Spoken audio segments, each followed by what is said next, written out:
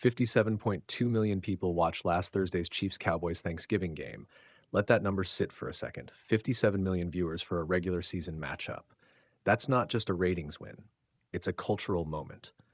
A proof the NFL can still manufacture a single unavoidable event on a week that already trades on family, food, and football.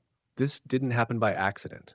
The league put two of its biggest franchises, two teams that move television numbers across the country, on the field at the exact moment the country's attention is easiest to capture. The result was seismic. The previous Thanksgiving benchmark, the Cowboys-Giants game in 2022, which drew about 42 million viewers, was blown past by more than 15 million people. Earlier that same day, the Lions-Packers tilt set a new high with 47.7 million, only to be eclipsed hours later when Dallas and Kansas City delivered a thriller. Think about why that matters beyond bragging rights. First, eyeballs equal money. Every extra million viewers translates into higher ad demand, bigger rates, and leverage for both the league and the broadcast partners.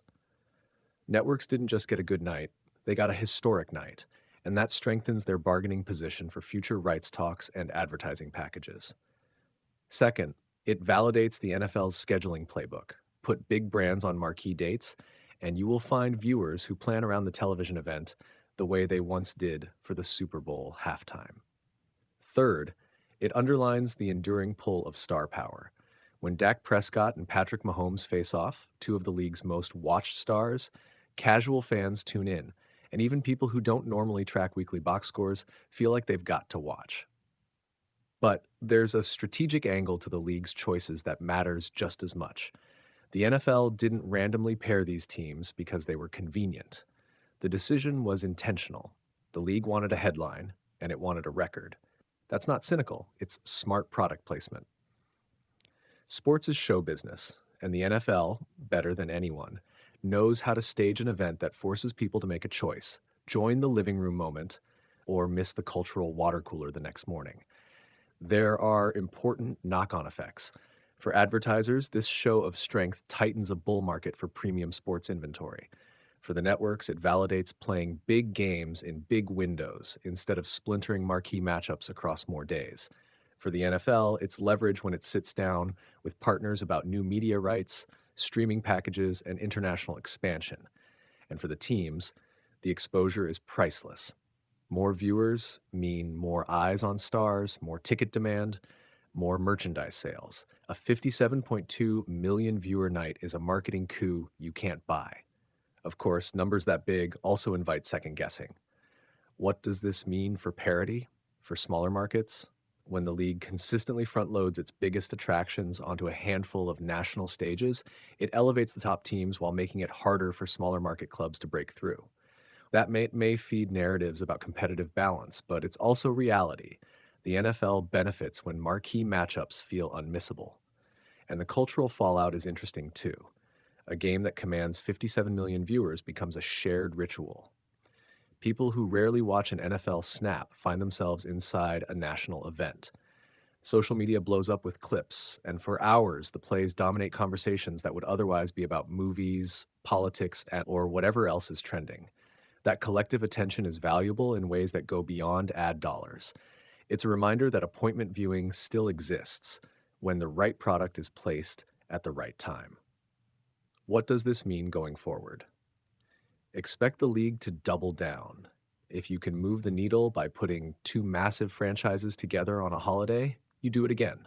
We'll see more strategic matchups on premium windows, more staging of rivalry games on days designed to capture casual viewers, and more aggressive packaging of primetime slots to create similarly unavoidable moments. The business model is simple. Create events that are hard to ignore, and advertisers will pay a premium to be part of them. Here's the real takeaway. The NFL just reminded the rest of the media world that it still owns the calendar. This wasn't only a record, it was a message. In an era splintered by streaming, niche fandom, and endless on-demand choices, the league proved that if you build a big enough moment, people still show up by the tens of millions. So yes, Thanksgiving used to be about turkey and tradition. Now it's a ratings holiday too, and this year the NFL rewrote the record books. 57.2 million people watched the Cowboys beat the Chiefs on Thanksgiving, the biggest TV audience ever for a regular season NFL game. That number doesn't whisper big game, it screams it. Reuters Mar. This wasn't a fluke or a viral outlier. The NFL basically set the table on purpose. Pit its most watched teams on the country's most watched day of football and watch the crowd pour in. Richard Deitch of The Athletic says the league made that strategic call, and the ratings prove the strategy worked. Yahoo Tatao. For context, the previous Thanksgiving era high was 42.1 million viewers for Cowboys versus Giants in 2022. The 57.2 million mark didn't just top that, it blew past it by a margin that changes the conversation about what a regular season event can be. Also worth noting, the earlier Thanksgiving tilt between the Packers and Lions drew 47.7 million viewers, so this was a day of record-breaking TV from the jump. Dallas News. The peak was even nastier. At one point during prime action, the Cowboys-Chiefs window hit about 61.3 million viewers. That's a blip that tells the networks what advertisers already know. When marquee names in a tight, meaningful game meet good scheduling and promotion, people will drop everything to watch. Reuters. Why does this matter beyond bragging rights and leaderboard flexing? Because eyeballs equal power, ad dollars, partner negotiation leverage, and cultural relevance. TV networks get rates based on the exact kind of audience this game produced. The NFL and CBS just handed broadcasters a certificate that regular season football, properly packaged, can still move the needle like a presidential debate. Forbes. But it wasn't all just numbers and spreadsheets. The on-field storyline mattered. Mahomes versus Prescott, a thriller that ended 31-28, gave casual viewers a reason to tune in and stay tuned. Big names, playoff implications, and a late finish. The ingredients of appointment TV in 2025. And when appointment TV happens, streaming plus out-of-home audiences compound the total, which helps explain why the modern Nielsen totals look huge. ESPN.com, there are downstream effects too. Expect networks in the league to double down on marquee matchups for premium win windows, not just Thanksgiving, but other holiday and primetime slots.